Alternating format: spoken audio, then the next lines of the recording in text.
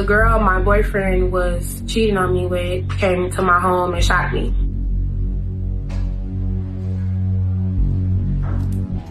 At the time, I was seeing this guy. Almost a year into our relationship, he began to be unfaithful. The girl my boyfriend was cheating on me with, she became a living nightmare. She would always come to my house when she knew me and him was together. He was just playing the middleman. He was telling her one thing, telling me one thing, and I just got fed up with it after a while. Me and him had kind of drifted apart. It was Halloween 2020.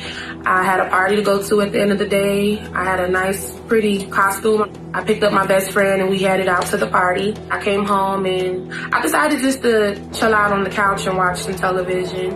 And then I got a phone call from the girl. I answered and it was her in the bed with him. She had went through his phone that night and seen that me and him were together the day prior. She was very upset. I said, you can have him. He's clearly there with you. Good luck.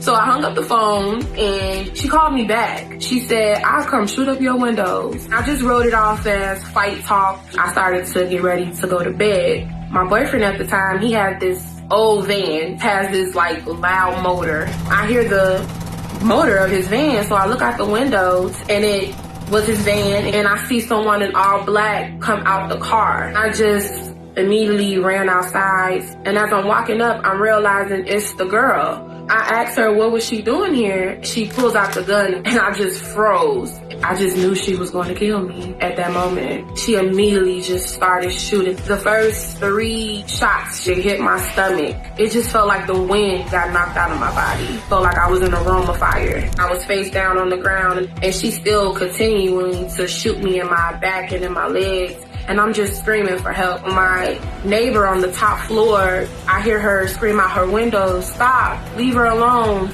I called the police. She's just saying, die, die. And that moment, I just said, okay, Nicole, you gotta stop screaming. You have to play dead because she's not gonna leave until she thinks you're dead. Eventually, she ran off to the car. My neighbor, she was down like in 2 seconds. She started to hold my hand and I'm drenched in blood. I remember hearing the sirens coming.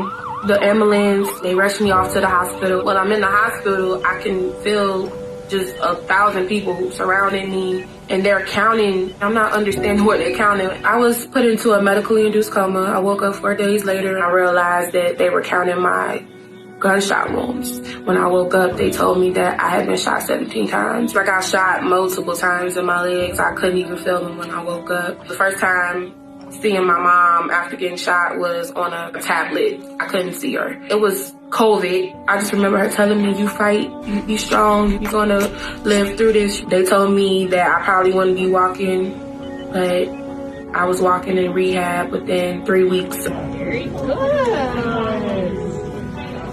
I do walk with a walker. I'm kind of slower than I used to be. I went through a deep depression after being shot, having suicidal thoughts every day. I lived through 17 bullets and I still didn't want to be here because the pain was just so unbearable. I didn't recognize myself anymore. Relying on people for transportation and to do things for me was just miserable. I do still have my days, but I'm dealing with it better.